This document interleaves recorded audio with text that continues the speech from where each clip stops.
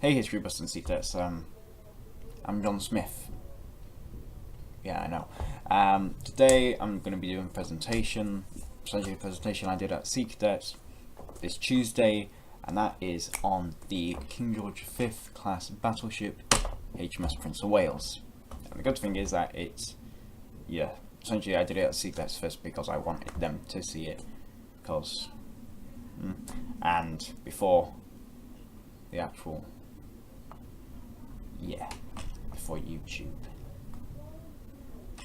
The good news is that I get to do it at my own pace rather than actually have someone who can't use a computer. So HMS Prince of Wales, the King George V class battleship, and please you get the extra juicy information. Unfortunately I don't have my models. I did show them models and stuff, but I'll explain it. So anyway, she was a Royal Navy ship and built at the Canal Laird shipyard in Birkenhead, England. In 1939 she was started. She was involved in several key actions of the Second World War, including the battle against Bismarck, best battleship ever, as I said to people, escorting convoys in the Mediterranean, and her final action and sinking in the Pacific in 1941. She first saw action when she was being outfitted in a dry dock on August 1940, being damaged by German aircraft, to be exact the Heinkel HE-111H variation, and I did tell them that. Construction and first action. So after World War I there was this big treaty, this big massive treaty, which I always refer to, called the Washington Naval Treaty, essentially, because after World War I we basically all wanted battleships and battle cruisers, these great big ships with these great big guns. And what happened was that Britain, Japan, France, Italy, United States all wanted them, essentially.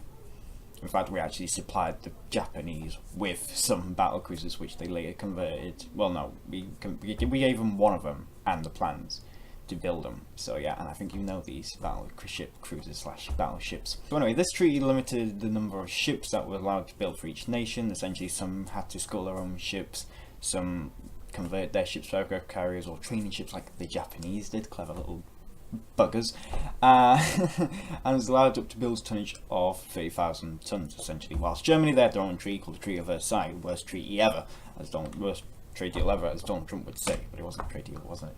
But anyway, by the mid-1930s, Japan and Italy, basically they pulled out, then they started building Yamato, whilst Italy built Roma and her sisters and Victoria and whatnot.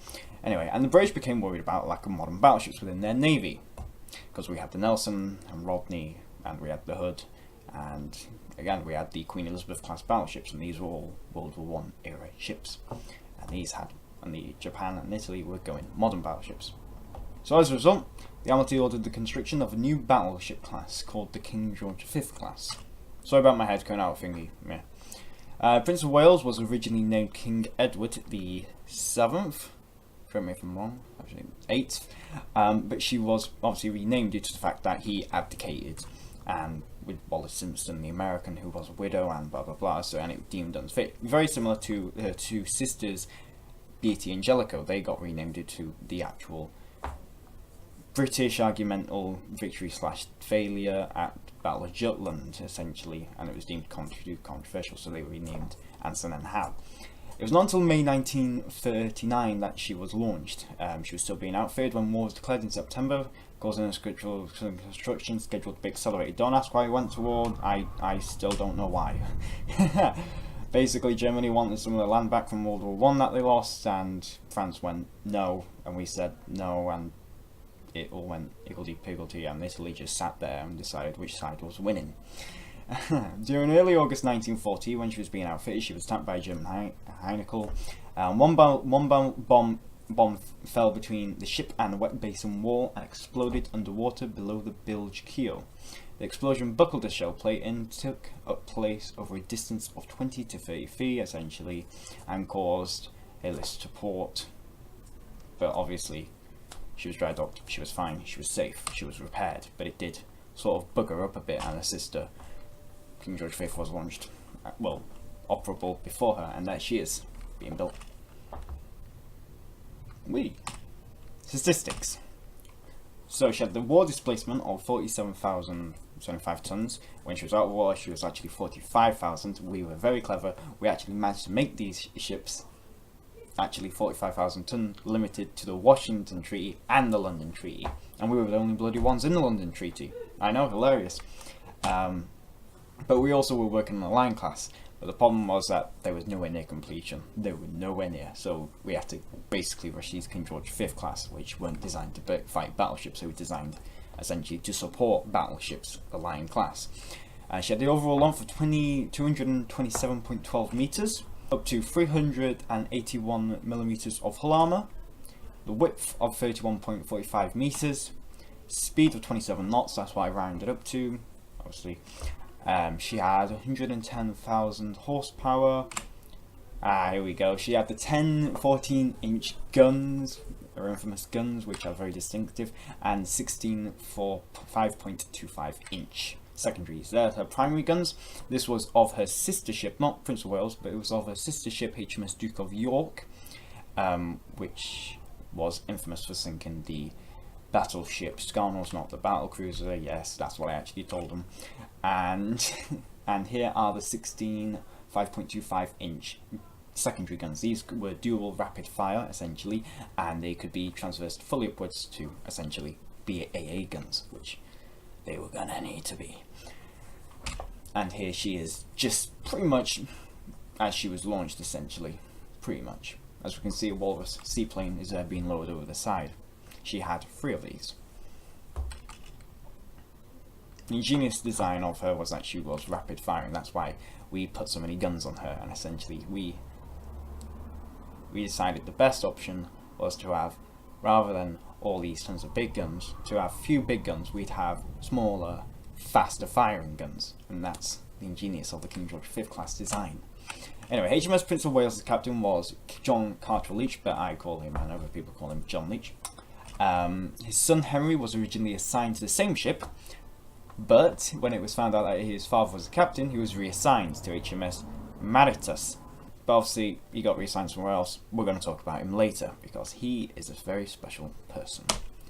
Her crew consisted of over 1,500 men, all coming from different areas in Britain. A butcher, a baker, essentially wherever. I don't know the numbers to be exact. The reason why I say over 1,500 is due to the fact that Duke of York and King George V, they each had different amount. We don't know how many crew were on HMS Prince of Wales. There she is with her crew, all on her, for a picture. And this is her captain, John Leach. This was at the Atlantic Charter meeting. Very nice man. So obviously the Battle of the Denmark Strait. Oh yes, I love this. So on the 22nd of May 1941, Prince of Wales and Admiral class battlecruiser HMS Hood and 6 destroyers were ordered to intercept a new enemy battleship. Captain John Leach knew that the main battery breakdowns were likely to occur, as she was just literally off the block. So he ordered the technicians to be still on her, essentially, to fix her as she was fighting. There she is, majestic, mighty Hood. Best battle cruiser ever. And then there's Prince Eugen, one of the best battle heavy cruisers ever. And there's HMS Prince of Wales, and there is the big beast herself. Oh yes. So Hood, she was faster and had the same gun sizes as the enemy battleship. Yes, this is what I did. I didn't tell them what the battleship was. Prince of Wales, she had more guns, but they were smaller and prone to breaking down. So the rate of fire was not on the British side. Prince Eugen was a fast heavy cruiser, but could hold her ground against them because she can, because she's Prince Eugen. And Bismarck had thicker armour and could fire a longer distance. Oh yeah, you knew I was going to talk about this. Oh yes. And she would become an absolute legend. Speaking of which, let's go watch the video. If you want to skip, just skip it about 5 minutes of the video. Skip about 5 minutes from that if you don't want to see the actual clip from the film.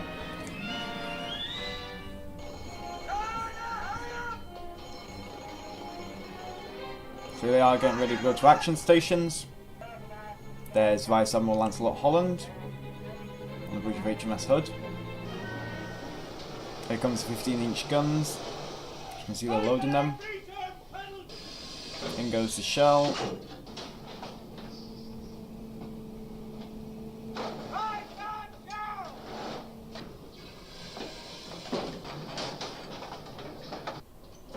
Shell goes into there. Goes up. Pushes the shell in.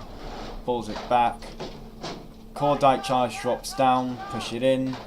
drop down another cordite, in it goes, pull it back, gun's unloaded, then the hatch closes, the gun turns up, rotates, gets into position, and she's ready to fire. These are actually the guns of HMS Vanguard. Rich. Smoke bang green Florosa. Bismarck on cruiser. That's Captain Ralph Kerr, the one on the About 12 right, miles. whilst the one on the left is Closing Lancelot fast. Holland. There's Bismarck and Prince Eugen. Those are not cruisers, they are battleships. That's Governor Lugins and Lindemann. Captain, open fire on the leading ship. Target leading ship. Stand by to open fire. Target leading ship. Stand by to open fire. Hard at port.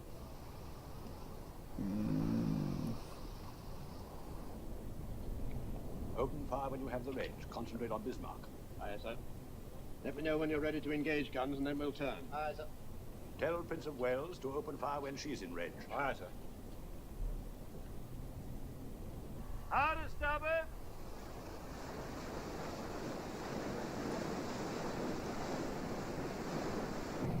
Yeah, they got it the wrong way round. Shoot! Hunt was on the other side, whilst Bismarck was on the other. 25,000, bearing 300.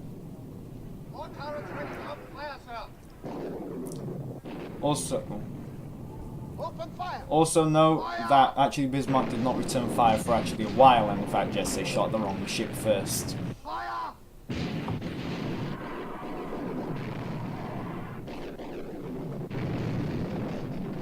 That was too close for comfort. Turn 20 degrees to start. I just love that. I actually wrote a story and I put that in it. That was a bit too close to comfort. I love that saying. Fire.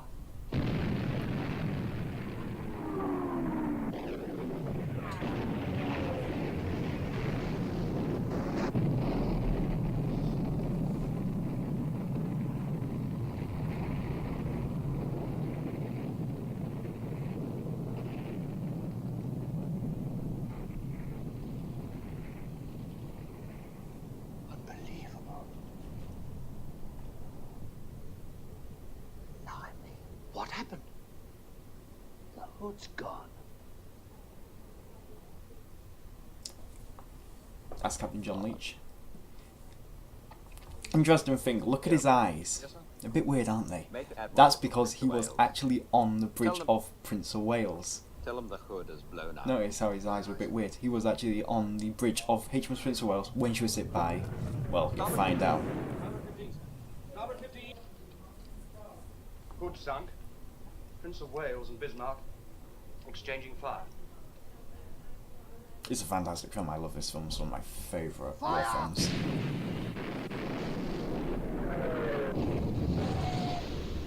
And there she is, fighting the pair of them off.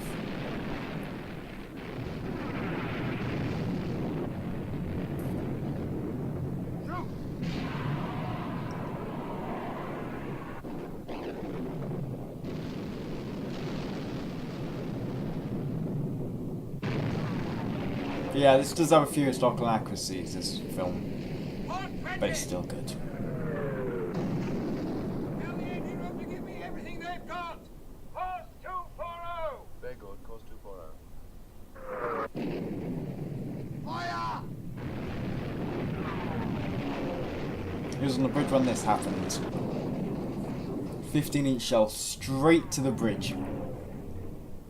I think that's one of the reasons why Prince of Wales, I think he has an eye patch. Give me a hand.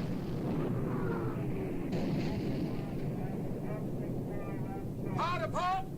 Gear 150. But yeah, I think it was 3 people that I don't know. I'll find out. We'll find out in this. Yeah, I know. She's badly damaged, sir. She's turning away and making smoke.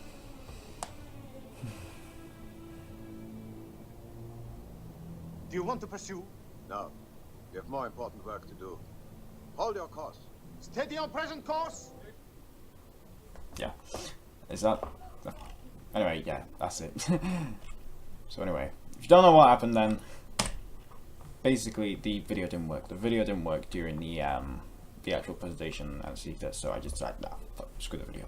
But anyway, the British ships were at the end of the Denmark Strait, essentially between Iceland and Greenland, and was ready to pounce, but their approach was completely wrong. Obviously, as we knew, they had radio problems. Then what happened was that Lancelot Holland said, right, here's what we're going to do.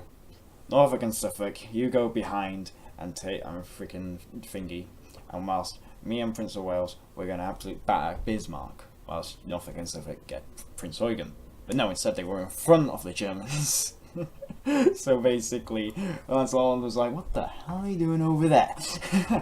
But essentially, what happened was that the British came head on, and essentially they were in the enemy T. As we all know, one of the oldest naval strategies of all time, no, tactics of all time, is in fact crossing the T, where you'd have all your broadside guns at the enemy, which as British, only had our front guns at the enemy, and the Germans had all of their guns at us.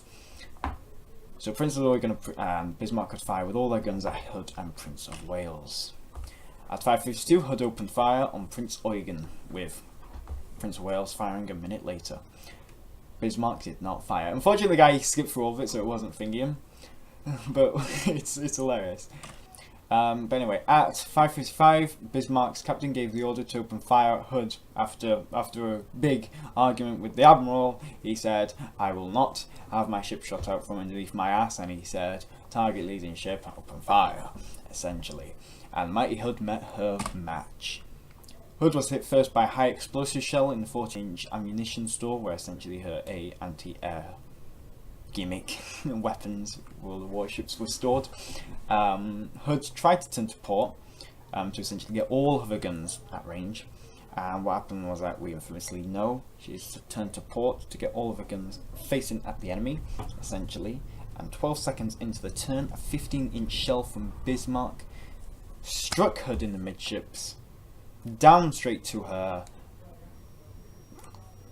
essentially her aft magazine, and completely blew her up. After Hood exploded at 6:01, the Germans opened fire on Prince of Wales. So Prince of Wales was basically absolutely battered by both the ships and had 8 confirmed hits on her, 7 of which were hits, and 1 was actually a shell which actually went inside her and didn't detonate. But she had 3 below the waterline, obviously one to her superstructure, her bridge, essentially where Captain John Leach eventually made the decision to freaking get his ass out there.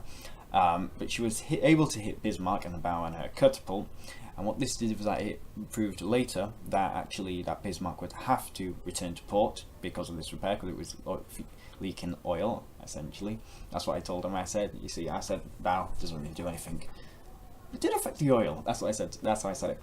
Went straight through. Didn't explode. Didn't do anything.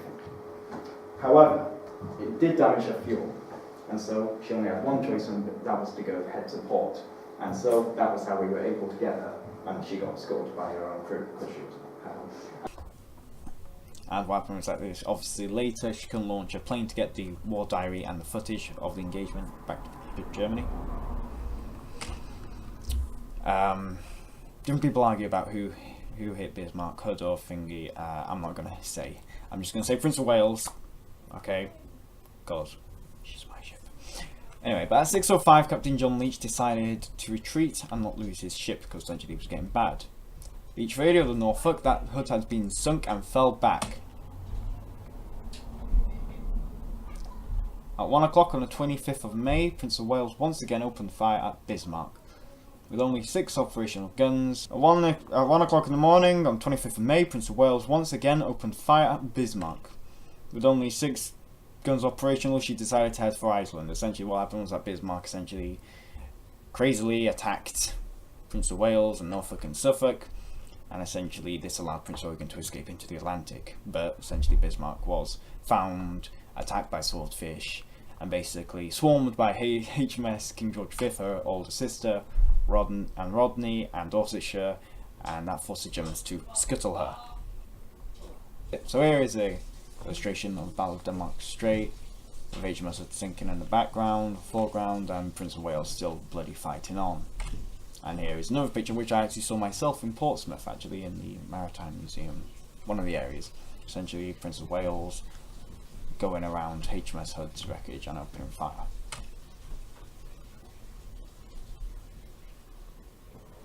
So essentially after this she went to Atlantic Charter meeting. After a fight with Bismarck she went to Iceland for repairs. Following repairs at Rosyth up in North Scotland, Prince of Wales, Prince of Wales transported Prime Minister Winston Churchill, that we had back then instead of Chamberlain, thank God I pronounced it right, across the Atlantic for a secret conference with the US President Franklin D. Roosevelt. So the President came aboard her as she was used as a conference room. They used one of her rooms as a conference room. This conference was designed to define the goals for the post-war world, essentially. Reason why we went to war in the first place, what we're going to do with Germany after we beat them, etc, etc. It was really to sort of get America involved, but America obviously had the theory of laissez-faire, let it be in French, you know, 1930s America, still remember it. And essentially they went, that's not a fight. But obviously 7th of December, Sunday, 1941, it's going to be a different opinion. And this is actually where the conference was. You can see there's her, I think they're on a, they're on a stern. You can see all the men there and you can see conference and everything. And there's Winston Churchill with the President of the United States, Roosevelt. And here is Winston Churchill with the cat of HMS Prince of Wales, Blackie. Yes. I think, do we still have cats? Oh, we have cats on our ships. But anyway. Yes, I know about the story of Unsinkable Sam. Working in the Mediterranean. So a lot of people overlook this. They don't know about her Atlantic Charter. They just think, Prince of Wales, fought against Bismarck, went to Thingy, died at the end. No, there's actually quite a bit that actually people miss out, and this is one of them. In September, she was assigned to Force H, which was the main Mediterranean fleet consisting of Warspite, King George V, etc, etc, because the Italian Navy would be in a bloody pain in the ass to us and our convoys. On the 24th of September, Prince of Wales formed part of Group 2, led by Vice Admiral Alban Curtis, and consisting of battleships, cruisers, and 12 destroyers. The force provided an escort for Operation Halberd, which was a supply convoy, essentially from Gibraltar, which we still own, to Malta, which we still own because we are the British Empire and always will be. Well, on the 27th of September, the convoy was attacked by Italian aircraft, with Prince of Wales shooting down several with her secondary guns, which is interesting. So yeah, she was actually able to shoot down some planes. But yes, throughout her life she was constantly attacked by aircraft, and this is when we go on to you know what. But after this, Winston Churchill obviously got a bit worried because Japan was taking land. They went to war with China, took land from China, they went all over the place, and yada yada yada. And obviously south of Japan was our colonies, essentially Singapore, Malaya, and Philippines. So we did own the Philippines, right? I believe it was the French who owned the Philippines. Correct me if it might be in the Dutch East Indies, etc, etc. But essentially we had a lot of land in Asia, and Japan wanted it. So, obviously, look friends out. Yep, you know the fucking images. I know them too. But anyway, 25th of October, Prince of Wales and destroyer escort left home waters bound for Singapore. There to rendezvous with the battlecruiser Repulse and the aircraft carrier HMS Indomitable. In fact, what happened was that Indomitable, I actually said that Indomitable ran aground due to the fact that the captain was an idiot. And yes, they did find it funny. Because how you can run aground an aircraft carrier, I don't know. And the aircraft carrier Indomitable. Unfortunately, the aircraft carrier ran aground because the captain was stupid. And how can you run aground an aircraft carrier? I'll never know. And on the 2nd of December, I mean, I bloody saw with my own eyes HMS Queen Elizabeth come into Portsmouth, and they somehow didn't run her aground. That's because they dredged it. Yeah, I know, but that's besides the point. But anyway, Prince of Wales then became the flagship of Force Z because there was no bloody aircraft carrier. And Repulse's captain William Tennant and Leach knew something big was coming essentially before they left. What happened was that they, obviously, the point of them was as a deterrent to stop the Japanese from naval invading, essentially up north, Singapore and whatnot, and Malaysia. And so what happened was that basically Prince of Wales Repulse, they set off, and they looked everywhere, And what happened was that they were spotted on the 8th of December. They were actually at a point where they actually were right next to Japanese cruiser navy.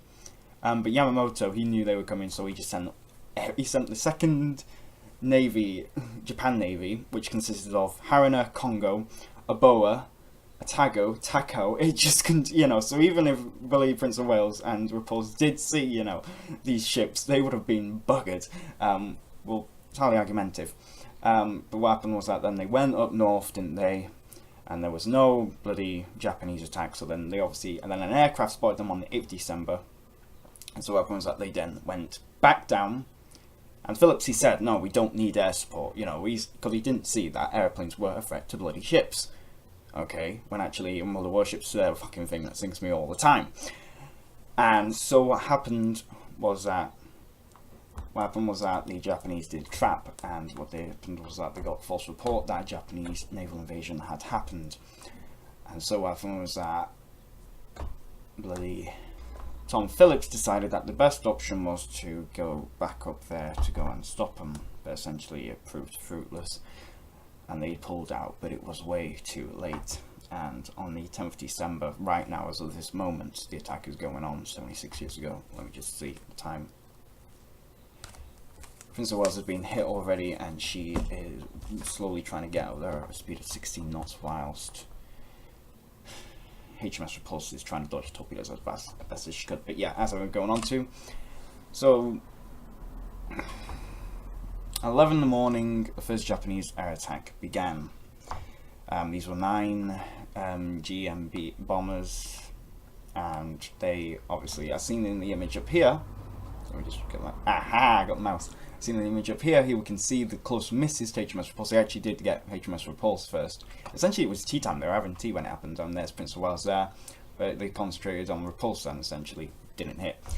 And so what happened was that the entire, obviously at this point they radioed in for RAF support. It wasn't Leach, it wasn't Phillips, it was actually William Tennant who called in the RAF to bloody save I think it's the American Air Force, one of them, to bloody save them. But yeah, then the second attack arrived at past, and the planes were armed with torpedoes, and obviously, basically they had to try and invade them, essentially turning torpedoes to invade. What happened was that 9 was on Prince of Wales. 9 did attack Prince of Wales at first, while 7 attacked Repulse. But what happened was that the 1 broke away and decided to attack Repulse, and Prince of Wales was able to shoot 1 down, however, and damage 2, but however, torpedo did eventually hit her, and it hit her in the worst place you could bloody imagine. You know where. That image down there shows you, I think, where she was hit. But yes, she was struck on the port side aft, and this caused problems throughout the propeller. Essentially, she dropped speed down to 16 knots, and half of the electronics was shut off. And due to the water flooding in, she took on a list. Essentially, they tried to, what happened was that they stopped the propellers and then tried to restart them, and essentially it didn't go to plan, essentially. And what happened was that she took on a list. The problem was that her secondary guns couldn't go down low enough to shoot the planes coming at them. So essentially it was just practically, as we can see in the image here, they're trying to get the guns as low as they can, but they just can't because of the amount of lists that she's taken on. But yeah, then what happens, the 3rd and 4th didn't do much damage, but the 3rd attack didn't do much damage, but the 4th attack, obviously what happened was that Repulse was dodging all the torpedoes left, right and centre. So the Japanese changed their tactic. What happened was that they got two formations, and they basically attacked. So basically all these torpedoes just came, like in World of Warships, and you don't know what to bloody do, whether to turn left or right, but you're going to get hit either way, and that's what William Tennant bloody knew. And so she sank at 12:33.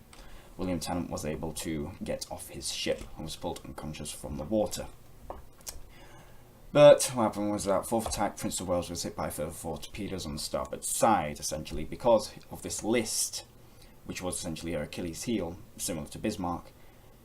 Her armour belt didn't protect against torpedoes. They were able to get underneath her and into her actual hull, and this is what actually, essentially, it was the first one that crippled her, and then it was essentially these ones that put her out.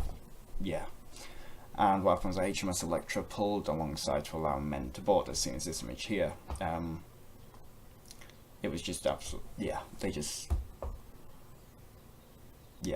couldn't thingy. Get off the ship. They did and they didn't, but they didn't have enough time to get off. It was all a rush to get off the ship. They bombed into the cinema part of the Prince of Wales. They destroyed the medic area where the wounded were, causing many fatalities. And they just kept on attacking the Japanese because they don't know how to fight a fucking war. But at 1:15, the order was given to abandon the ship, and at 20 past, she sank. Vice Admiral, who was then promoted to Admiral, that's a mistake, Tom Phillips and Captain John Leach were among the 327 fatalities. In fact, before actually she set off, John Leach's son, Henry Leach, talked to him, and William Tennant, and you know, his dad asked him, what do you think of the situation? And he said, oh well, we'll show the Japanese, you know, because we underestimate the Japanese. That's the problem. There was 4 reasons. Number 1, we didn't believe that planes could sink ships. Number 2, the Japanese were we thought the Japanese weren't capable of doing anything. We thought they only had biplanes, when in fact they had bloody high advanced frickin' bombers. Another one was just the fact that Pearl Harbor, it sort of did happen as it thingied, but they didn't really, it was too late for them to actually know what planes were capable of. And it was Admiral bloody Yamamoto. That's another thing. And the torpedoes are bloody long lance, you know about them. That's 2 best torpedoes from World War II. And yes, and 327 fatalities. So the wreck. But yeah, after what happened was that, after even more fatalities happened due to the fact that they didn't have a ship, they didn't have a way to get back onto Britain. A lot of them didn't actually get back to Britain because what happened was that the Singapore eventually did fall. But they could only go to Singapore. Essentially, that was the only place they could go, and Singapore did fall because the Japanese, instead of invading from land, it's from the sea, they invaded from the land. They went down, which, you know, so they just pushed the British right back and out of Singapore, and essentially, yes, and they worked on the Death Railway because the Geneva Convention doesn't apply to the Japanese, and they basically just killed prisoners of war for no reason whatsoever. Thank you very much, Japan. And then they decided to go and use their human skulls as bloody cups, essentially. Yes, I do believe in the Japanese myths that the Japanese myth that apparently the Japanese used this and for dead people, you know, that they made lampshades and stuff. Just as Japanese sewing machines were getting introduced in like 70s and 80s, all the heavy big businesses in Manchester went nuts because they were Japanese, and they were up on the street smashing the sewing machines because they were, you know, they were like, oh, the Japanese did this and that in the war. They were really. But well, to the Chinese, they were absolutely Nanjing. Yeah, we don't want to talk about Nanjing. They call that a occupation. They bloody like. They think Prince of Wales and reportedly is a glorious thing. Anyway, the wreck lies upside down in 68 meters of water. Royal Naval white ensign is attached to a lifeline on a buoy and propeller shaft, basically thingy. However, nowadays it's very hard to attach a white ensign to the propeller shaft. When the bloody salvagers took the shafts away. Thank you very much. Philippines. Yes, I know it was the Philippines. Anyway, the wreck site was designated a protected place in 2001, just prior to the 60th anniversary of her sinking, but still it doesn't stop the illegal salvagers from bloody getting her and taking the propeller shafts and the propellers away. Thank you very much. The ship's bell was manually raised in 2002 by British technical divers with the permission of the Ministry of Defence and the blessing of the Four Seas Divers Association. It was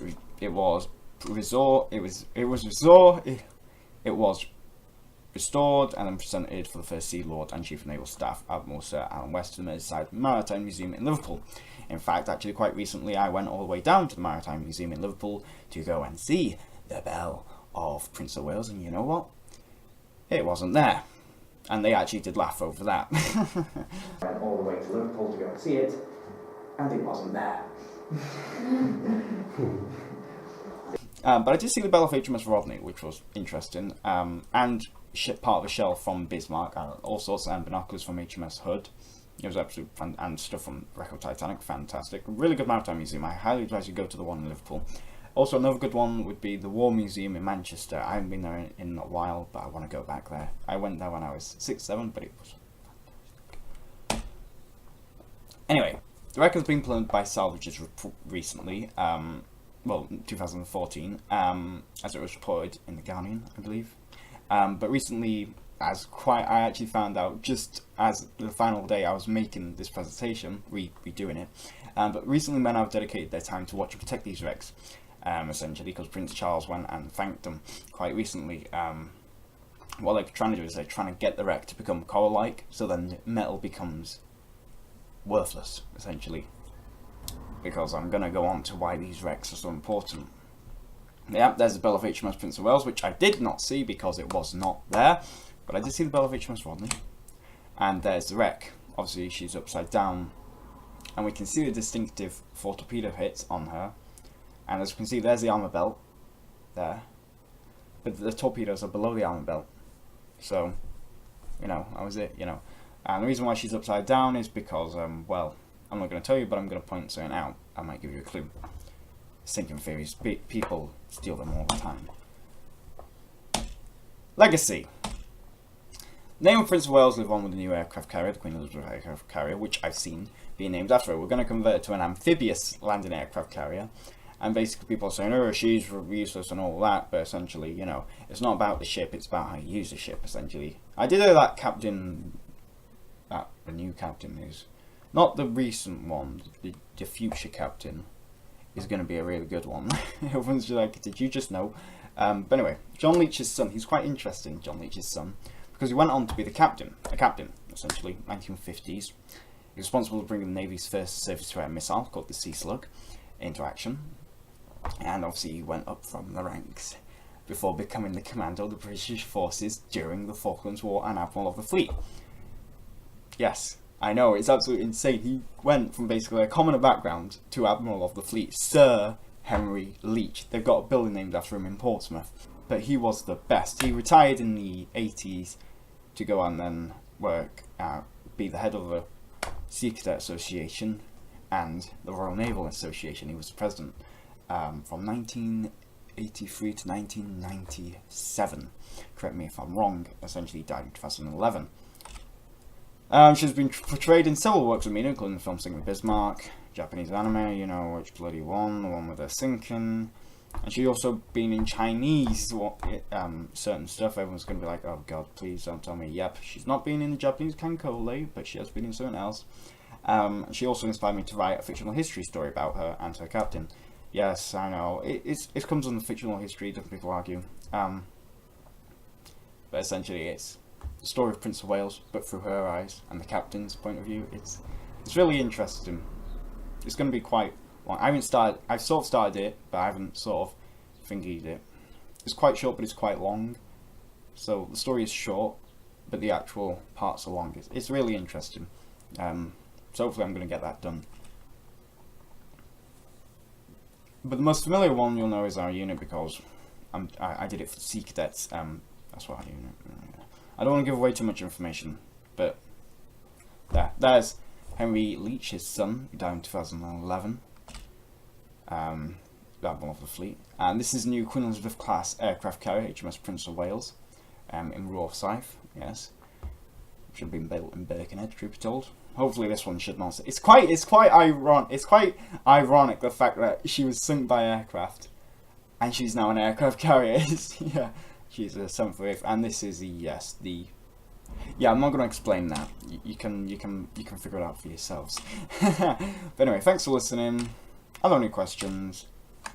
There we go. Job done. Essentially that's it. The reason why I did this was because of the Sea Cadet, and I really wanted them to thingy. I did show them the video. There is a video which I did make, put time into it, cried, maybe not, might have exaggerated, don't know, about Prince of Wales. But yeah, I'm hoping to do more stuff like this. I really like this presentation. I managed to get it done perfectly this time. Last time some of the battle between the Battle of Denmark Strait and thingy were long, but yeah.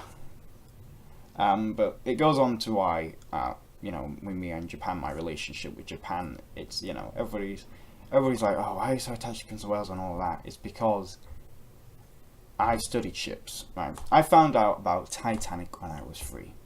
I later found out about Bismarck. That's why I believe that she's the most powerful warship ever. Because, you know, it's just a myth I grew up with, like the Rommel myth. I don't believe in that sort of. I don't believe in it. I believe that Sun Tzu is the best commander of all time. art of war. But ships are, you know, you could argue a tank, yes, it's thingy. A tank, as I said in Fury, that's my home. That's what they kept on saying. They kept on saying their home, and that's the thing with ships. You see, because Prince of Wales, you know, I didn't like her. I didn't like her. When I found out that she was sunk when I was 11 by Japanese aircraft, I thought, whatever, I didn't really care, because, you know, that's how my mind worked. A great ship has to be something like Bismarck, go up against this big fight, this big duel to the death, essentially. But Prince of Wales didn't have this. But essentially, you could argue, because it's actually, there's a lot of, I see a lot of parallels between Prince of Wales sinking and the end of Evangelion, with Oscar versus the mass-produced Avas. Absolute freaking nuts battle. One of the best battles in anime history. Why are you bringing anime into whatever? But it just shows you why I take it really seriously, because they're not just ships, they are people's homes. These were where people lived, people had their lives, their memories. People couldn't look back as their ship was sinking, they just physically couldn't. My last memory of the Prince of Wales was to see her completely upside down, with men standing on the keel, and they were still dry. And at that point, I turned away. I didn't want to see them die.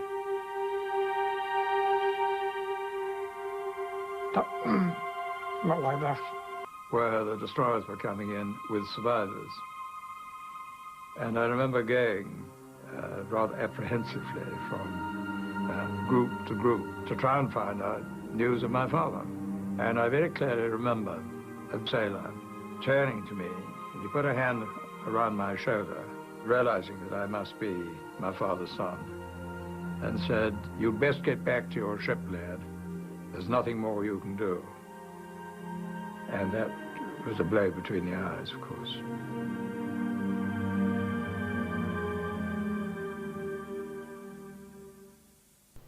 It was just absolutely horrible what actually happened.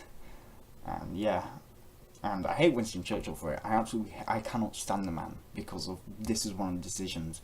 This is why I can't stand him. That and Gallipoli and Australia. Australians absolutely hate him because he bloody left them to die in World War II. What else was it? You know, I just can't stand Winston Churchill because of this. Because he underestimated Japan. And, you know, it was a complete big shock to him when he bloody got the phone call and he was like, oh, he just hung up and that was it. One of the questions which was asked me how many favourite ships do I have, because I kept on referring to ships, and I said this one's my favourite, this one's my favourite. I was like, this is my favourite battleship, this is my favourite British battleship, this is my favourite battlecruiser, this is my favourite Japanese battleship, and I was just going, you know, and there's just way too many ships. There's a question here. This man here. Yeah. How many favourite ships do you want to? I had to do this, the second half, in front of the guy who's in charge of the Marines in my area. Not just, you know, we have units and then we have one big area. So our unit is the North Wales, even though we do have people from England, and basically they go and spread their bloody, you know, oh, England's right and you're all wrong, blah blah blah, you're all sheepshaggers, all that. And essentially they don't realise that actually I was born and lived 10 years of my life in bloody England, and then they realise, oh dear.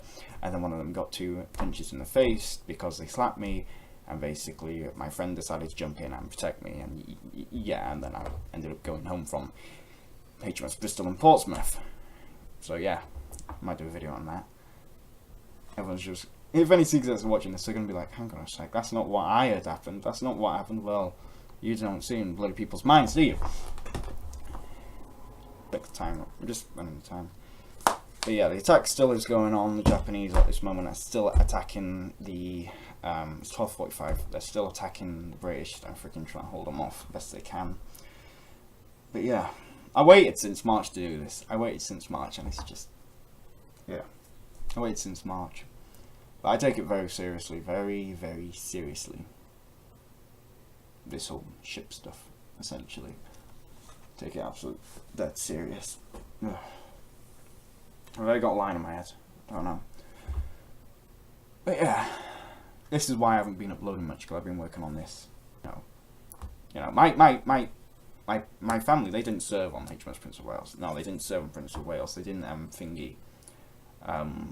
You know, my great grandfather, he was at D-Day, and he got bloody captured, and the war for him, you know, he bloody went to POW until eventually he was liberated, and the war was over. Then he went off to America, and basically Britain said, hey, you still got to serve with us because the war years don't count, and he went bugger off.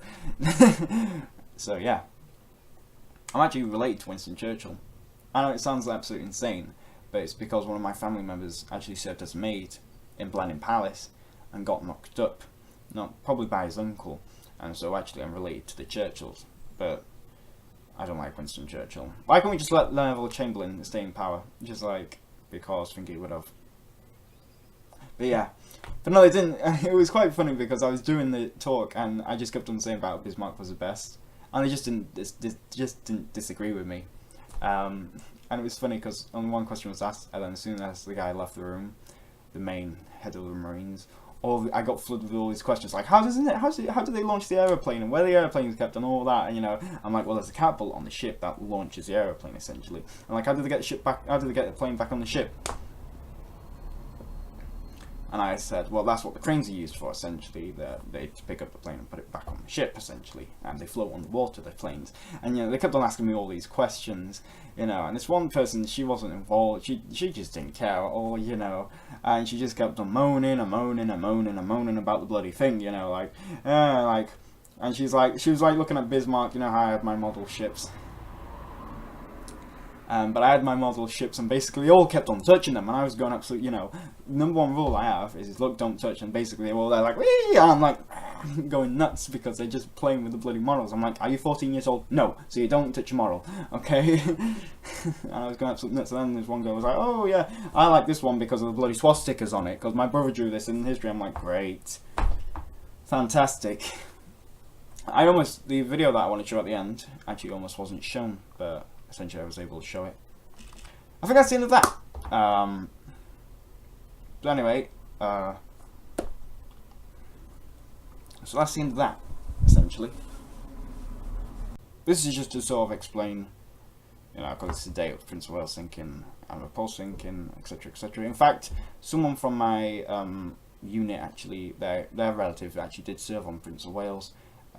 They died, unfortunately, and yeah. And someone from my unit actually served on HMS Repulse. Not the battlecruiser, the actual submarine, the nuclear submarine HMS Repulse. But I hope to become the captain of. I know it's quite a big ambitious dream, but my commanding officer did say, you know, oh, you want to, you know, cause I told my commanding officer about I wanted to be a commanding officer of a ship and navy, and she said, oh, well, you know, you can. You know, you can be, you know, do you want to be the one of Prince of Wales? I'm like, yeah, but, you know, she's like, well, it's possible. You know, but someone else told me that it was completely impossible, you know. But, well, I'm the type of person that likes to do impossible stuff. Let's just say, or try and do impossible stuff, because it's my ambition. Henceforth, YouTube. But anyway, that's the end of that video. I don't know what to say now. So, I hope you enjoyed this video. This is just to explain stuff. And really because it's day and because I like you guys, and have a good one. That's all I can say, really. Just have a good one. So yeah.